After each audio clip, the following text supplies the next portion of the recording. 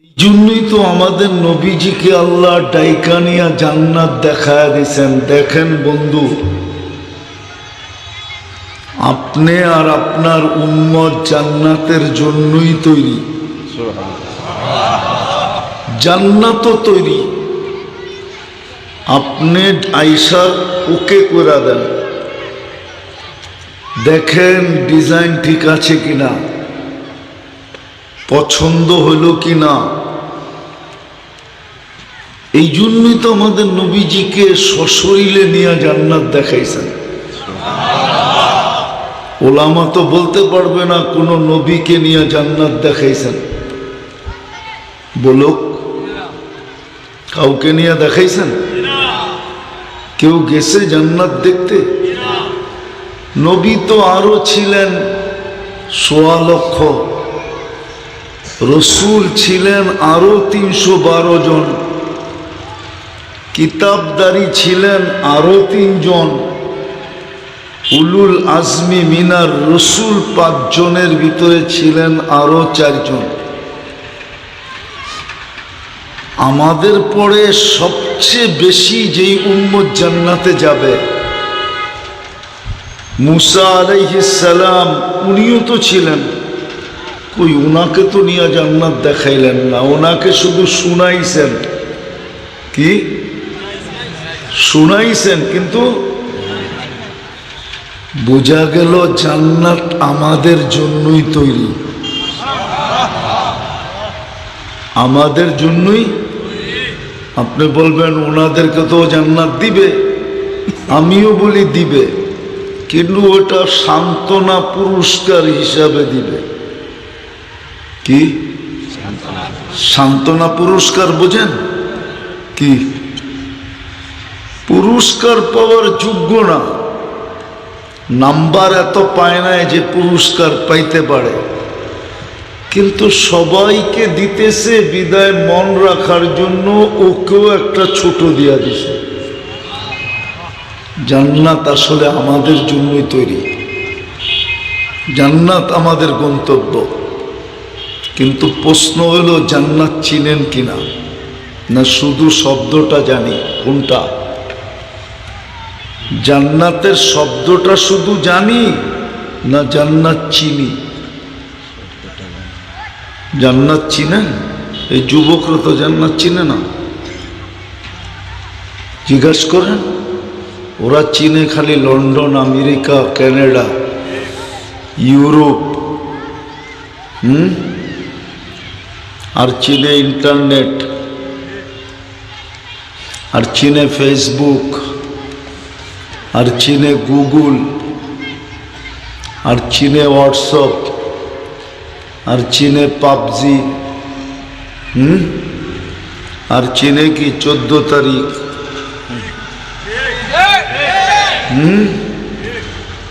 হ্যাঁ, আর চিনে জুতা।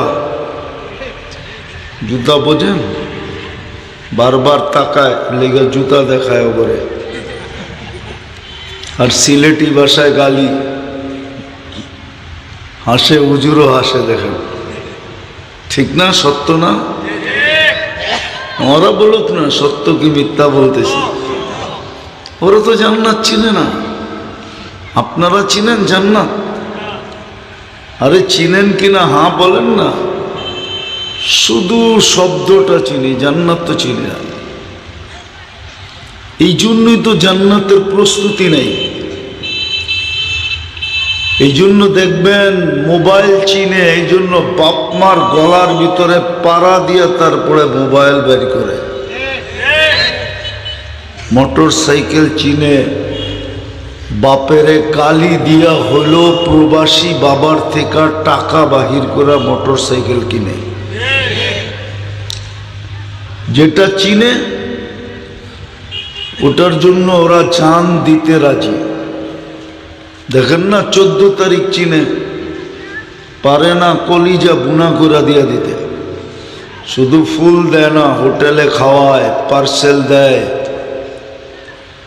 পারে না খালি কলিজা দিতে। জিজ্ঞাসা করেন, যদিও সবগুলোর চেহারা কয় শেখ খাওয়া।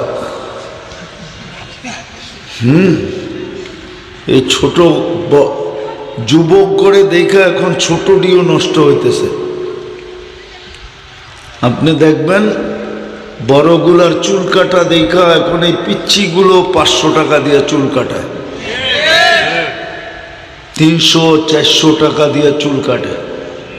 জিজ্ঞেস করেন, এখন চুলের ডিজাইনই কয় 500 টাকার কমে ডিজাইন কাটে না। কাটে রে, কাটে। ওরা তো জান্নাত চিনে না, আমরাও জান্নাত চিনি না।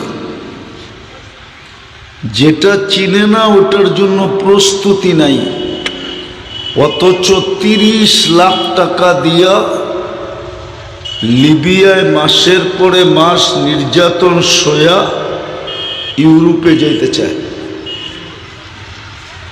সত্য তো? এই পর্যন্ত 2-4টা লাশ সিলেটে আসছে না আসে নাই? হ্যাঁ আসছে।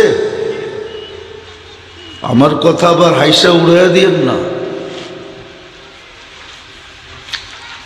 আমি অনেক ভিতর থেকে বলতেছি, অনেক ব্যথায় বলতেছি, নাইলে কথা এইভাবে শুরু করতাম না। কথা শুরু করা এইভাবে কথা শুরু করার কারণই আছে যে আমার জাতি তো জান্নাত চিনে না। যেটা চিনে না ওটার জন্য প্রস্তুতি নেওয়া যায় না, যদিও ওটা একবারে হাতের কাছে থাক। এই উম্মতের জান্নাত পাওয়া একবারে সহজ ছিল, একবারে সহজ, একবারে সহজ। সূর্য উঠতে দেরি যদি হাত তুলা মাপ চাইতে দেরি না করত, সূর্য ডুবতে দেরি যদি হাত তুলা মাপ চাইতে দেরি না করত। আমি হাদিসের আলোকে প্রমাণ দিতেছি। আল্লাহ প্রতিদিন বলে ইয়াবসুতু ইয়াদাহু নাহারান। 2 জন বক্তা আমার 2 পাশে বসা, শুধু বক্তা না, 2 জন আলেম। জিজ্ঞাসা করেন হাদিস যদি ভুল বইলা থাকি। ইয়াবসুতু ইয়াদাহু নাহারান হাত্তা ইয়াতুবা মাসিআল লাইল। যেই ব্যক্তি সারাটা রাত্র নাফরমানিতে কাটাইল, আল্লাহ বলতে চায় তারপরও কোনো অসুবিধা ছিল না, কোনো বিষয় ছিল না, যদি তুমি সূর্য উঠতে দেরি হাত তুলা মাপ চাইতে দেরি না করতে। মাপ চাইতে দেরি, আমি তোমাকে মাপ করতে দেরি করতাম না, মাপ করতে দেরি হতো না, তুমি চাইতে দেরি করলে কেন? রাত্রের গুনাহ মাপ। এই জন্যই তো সারাদিন আমি হাত প্রসারিত করে অপেক্ষা করি। আর মাফ হইলে কি ছিল ভাগ্যে? আরে বলেন না, জান্নাত ছিল। মাফ হইলেই তো ভাগ্যে জান্নাত ছিল। কি ছিল? আবার বলতেছে ইয়াবসুতু ইয়াদাহু লাইলান। সারা রাত্র আমি হাত প্রসারিত করে রাখি, হাত্তা ইয়াতুবা মাসিআন নাহার। সারা দিন যে সূর্যের আলোতে গুনাহ করছে, এটা কোনো বিষয় ছিল না।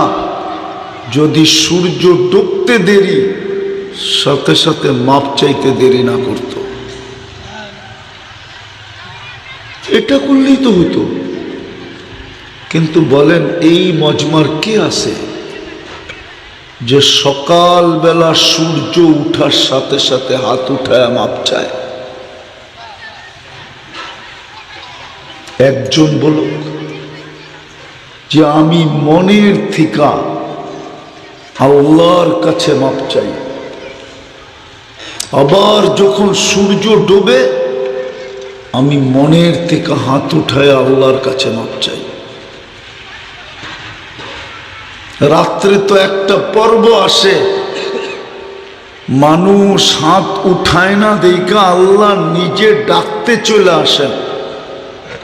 প্রথম আকাশে হাল মিম মুস্তাগফির, হাল মিম মুস্তাগফির ফাগফির লাহ, কে আসিস মাপ চাবি, আমি গ্যারান্টি দিতেছি আমি মাফ করে দেব।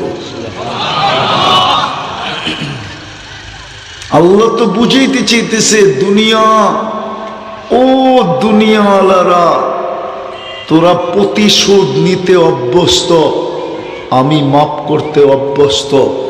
তোরা আসামিকে শাস্তি দিতে অভ্যস্ত, আমি গুনাহগারকে মাফ করতে অভ্যস্ত। তোরা খুঁজা খুঁজা আসামিকে বাহির করা শাস্তির কাঠগোড়ায় দাঁড় করাস, আমি ডাইকা ডাইকা মাফ করাকে পছন্দ করি। নাইলে ওলামা কেন বলতো ইউহিব্বুল আফওয়া, ইন্নাকা আফুউন কারীম, তুহিব্বুল আফওয়া ফাফু আন্নি। এই দোয়া ওলামা কেন পড়তো?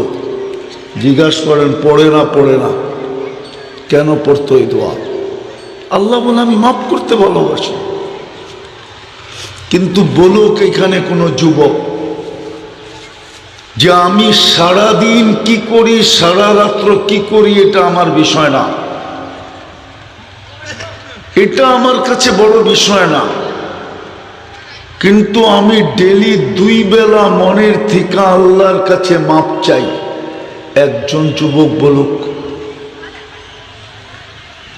একজনও তো বলতে পারবে না।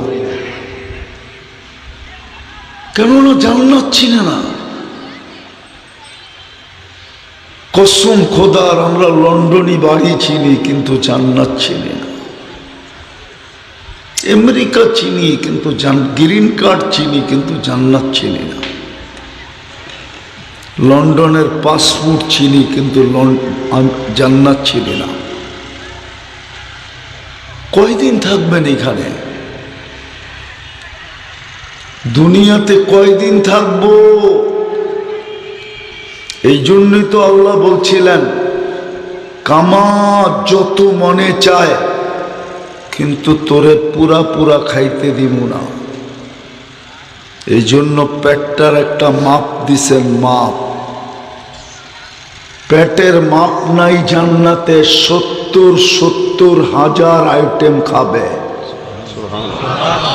এক বৈঠকে। জান্নাতের আইটেম শুরুই হবে 70,000 থেকে, এর নিচে নামবে না, এর উপরে উঠবে। কোনো বাবরচি পাক করবে না, আল্লাহ কুদরত দিয়া পাক করবে। কোনো বাবরচির হাতের ছোঁয়া লাগবে না, আল্লাহর কুদরতের ছোঁয়া লাগবে। 24 ঘন্টা রেডি থাকবে, 1 সেকেন্ডের জন্য অপেক্ষা করতে হবে না। বিয়ে বাড়িতেও তো অপেক্ষা করতে হয়। মেহমান ডাইকা নিয়ে আসার পরেও তো 10 মিনিট বয়া রাখে, আমরা একটু সাজায় লই। আল্লাহ বলে 1 সেকেন্ড অপেক্ষা করতে হবে না।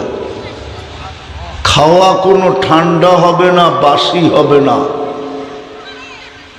কুদরত দিয়ে পাক করে খাওয়াবে। কয়দিন থাকবেন বলেন? আল্লাহ আল্লাহ রসুল তো বলে তুই কামাইতে পারবি, খাইতে পারবি না। যত সুন্দর ইচ্ছা বানাইতে পারিস, কিন্তু বেশি দিন থাকতে পারবি না। হায় হায় হায়, সিলেটের মানুষ রাগ হয়ে যায় না। দেখেন না লন্ডনী বাড়িগুলা পড়ে আছে, কেয়ারটেকাররা আরাম করে থাকে। ও পারে না ওর অঙ্গগুলাকে রাতের বেলা বাক কইরা দিয়া এক এক কামরায় ফালায়া ও মধ্যখানে ঘুমাইতে। কিন্তু যে বানাইছে কোটি কোটি খরচ কইরা, ও বৎসর 2 বৎসর 5 বৎসর পর একবার আসে। আল্লাহ বলে বানাবি, কিন্তু বেশি দিন থাকতে দিব না, যত ইচ্ছা জমা কর। জমা মালাহু আদাদা, তোকে পরিপূর্ণ ভোগ করতে দিব না, ভোগ করতে দিব না। যত খুশি জমা, পুরা পুরা তোকে ভোগ করতে দিব না। কয়দিন থাকবেন এইখানে?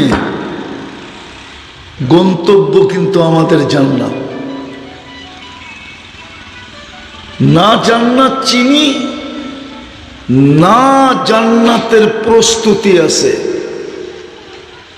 আমি দেখাইলাম একটা করলেই হইতো, কিন্তু অভ্যাস তো কারো নাই, অভ্যাস তো কারো নাই। এই জন্যই মনে হয় কোন কবি এই হাদিসের দিকে দেখা লেখছিল, যদিও লেখাটা হুজুরও সইতে পারবো কিনা আল্লাহ জানে। কবি লেখছিল, গুনাহ কেউ না কিয়া, क्या আল্লাহ গফুরুর রহিম নেহি থা। তুই গুনাহ কেন করলি না? আল্লাহ কি গফুরুর রহিম ছিল না? আরেকটা শব্দ আছে, কবর মে ফেরেশতা পুছেঙ্গে তু গুনাহ কেউ না কিয়া, क्या আল্লাহ গফুরুর রহিম নেহি থা। একটা করলেই তো হতো, একটা আরেকটা দেখাই, একটা করলেই তো হইতো। যেটা একের ভিতরে 100 ছিল। কোরআন বলে ইদাস, হাদিস বলে ইদা সলুহাত সলুহাল আমালু কুল্লা। এটা ঠিক তো জিন্দেগি ঠিক, জীবন ওকে, জিন্দেগি ওকে। আবার এই ছোট ছোট মক্তবের বাচ্চারা আমার সাথে একমত হবে, এটাই একমাত্র জান্নাতের চাবিও ছিল। মনে হয় বোঝেন নাই, সিলেটি ভাষায় বলি নাই তো এই জন্য বোঝেন নাই, ঠিক না? একটা করলেই কি ছিল? জীবন ওকে। ইদা সলুহাত সলুহাল, ইদা সলুহাত, কোরআন বলতেছে সলুহাল আমাল কুল্লা, সব আমল ঠিক। এই জন্যই বলছে আউয়ালু মা ইউহাসাবুল আব ইয়াউমাল কিয়ামাতি আস-সালাহ ইদা সলুহা সলুহা সাইরুল আমালি কুল্লা।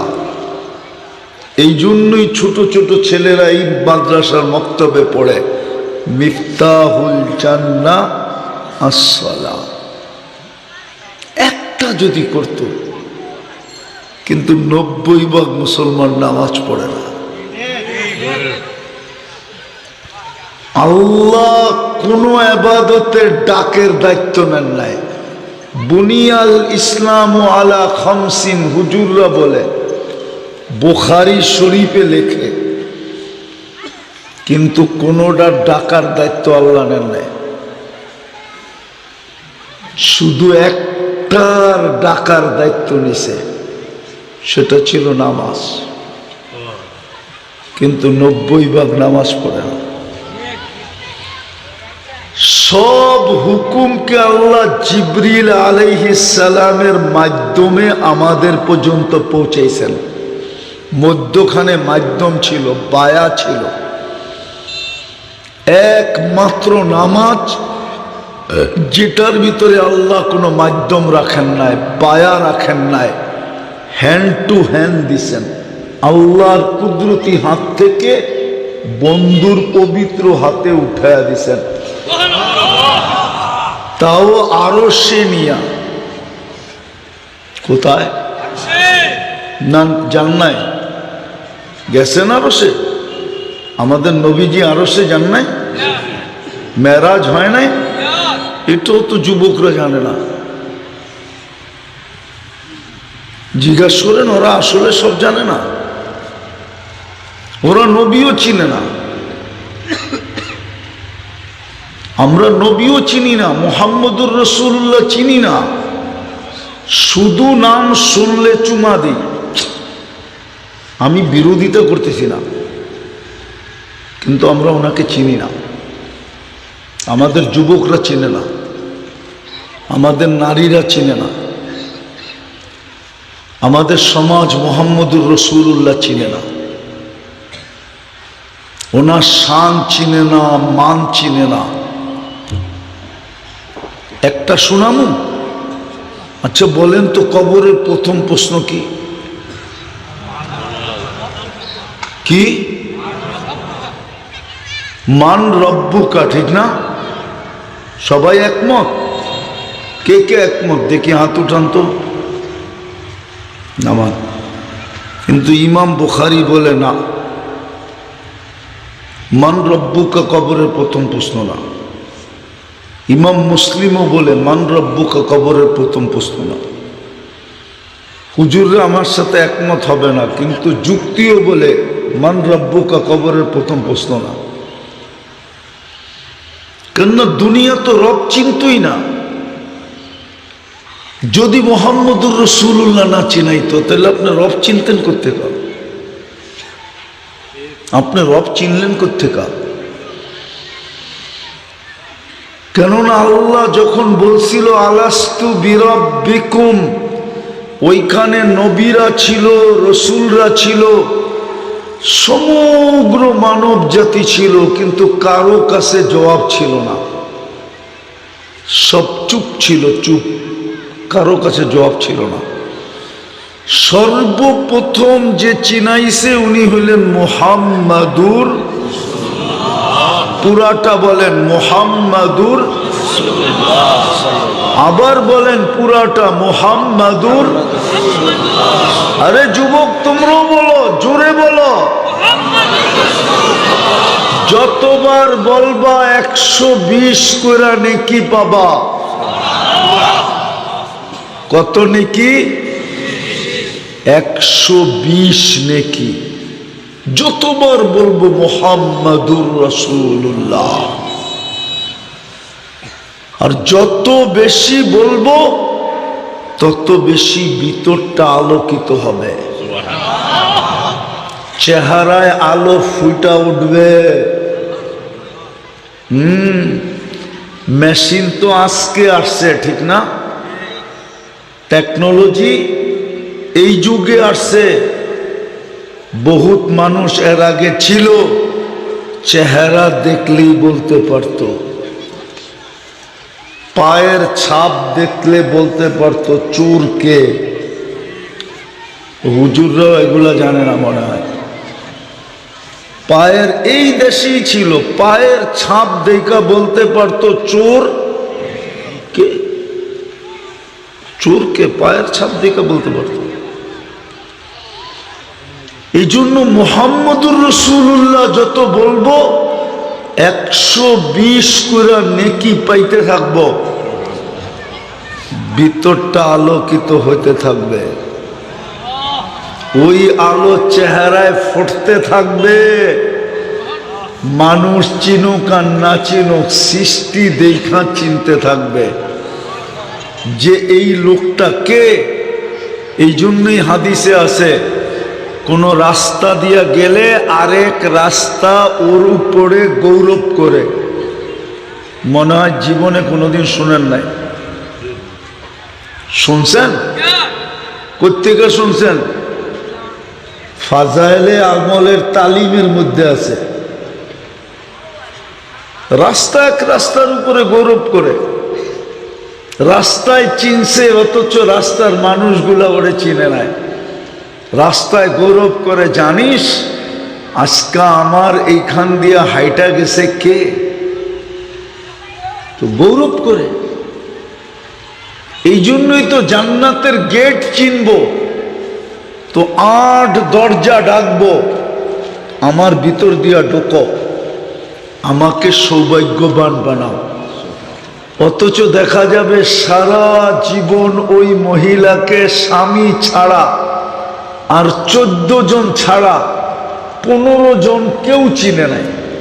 15 নম্বরের কেউ চিনে নাই, শুধু 14 জন চিনছে, যেই 14 জন তার মুহররম ছিল, এরা ছাড়া কেউ চিনে নাই। কিন্তু চিনবে কে? জান্নাতের 8 গেট চিনবে। 8 গেট ডাকতে থাকবে, আমার ভিতর দিয়া ঢোকো, আমাকে ধন্য করো, আমি 7 গেটের উপরে গৌরব করব যে দেখছস আমাকে পছন্দ করছে, নইলে আমার ভিতর দিয়ে কেন ঢুকলো। এই জন্য মুহাম্মদুর রাসূলুল্লাহ প্রথম আল্লাহ শিখাইছেন, উনি প্রথম চিৎকার দিয়া জবাব দিছেন বালা।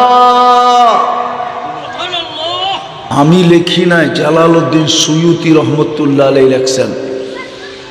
উনি বালা বলার পরে সমস্ত নবী রাসূলরা বলছে বালা, তারপরে আমরা সবাই বলছি বালা।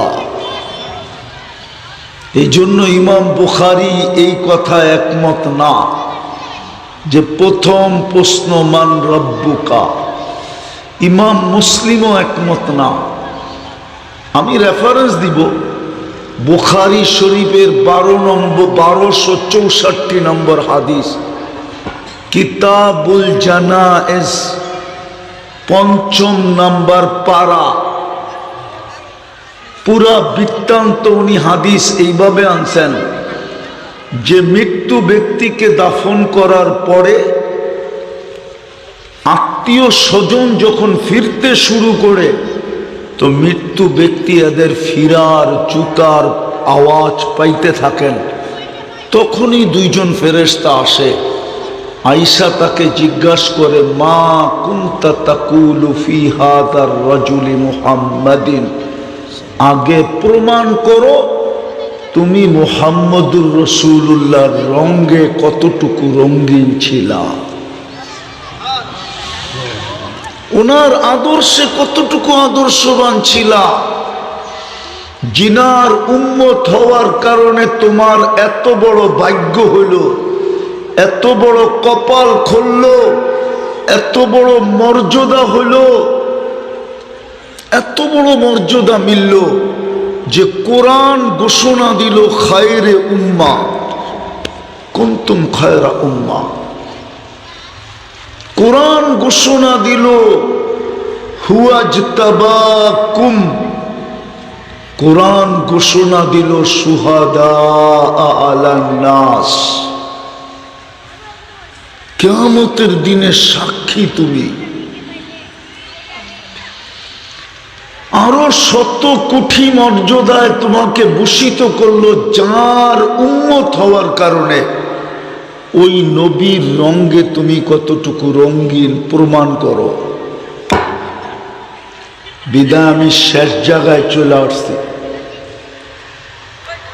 বুঝলে অল্প কথাই বুঝবেন, নাইলে সারা রাত্র বুঝাইলেও বুঝবো না।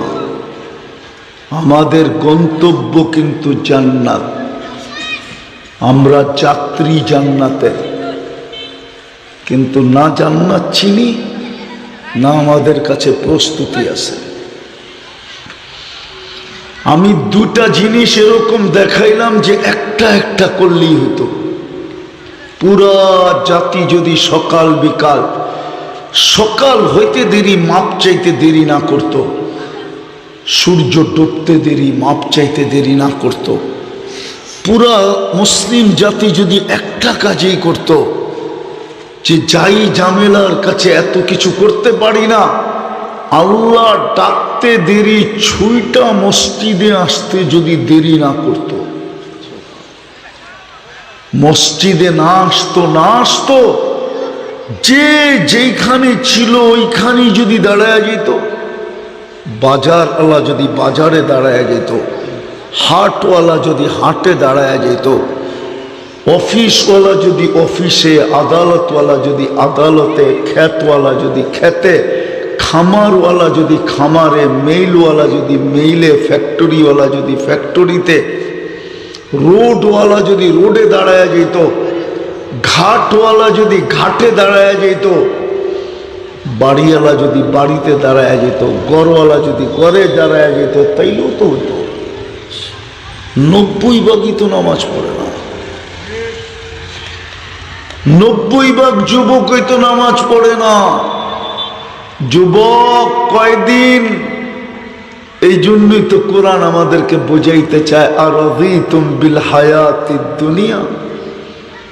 আমি আয়াতের একটা অংশ দিলাম, অংশ, পুরো আয়াত না। আল্লাহ উম্মতকে সম্বোধন করে বলে, আরাদিতুম বিল হায়াতিদ দুনিয়া। যাদের জন্য জান্নাত বানাইলাম, যাদেরকে জান্নাতের জন্য বানাইলাম, যাদের গন্তব্য জান্নাত, তোরা দুনিয়ার এই মাটি নিয়ে রাজি হলি কি করে? আয়াত যেন আমাদেরকে বলতে চায় যে, আল্লাহ মনে হয় বলতে চায়, তোদেরকে তো এখনই ঝাড়ু দিয়ে পিটান দরকার, মরার আগেই তোকে কপালে ঝাড়ু মারা উচিত। তোরা এই মাটি নিয়ে কি করে রাজি হইলি? জান্নাতের মাটি তো মুস্ক, জান্নাতের গাছ তো হলো জাফরান, সবচেয়ে ছোট রাজত্ব হলো এই দুনিয়ার 10 গুণ সমান,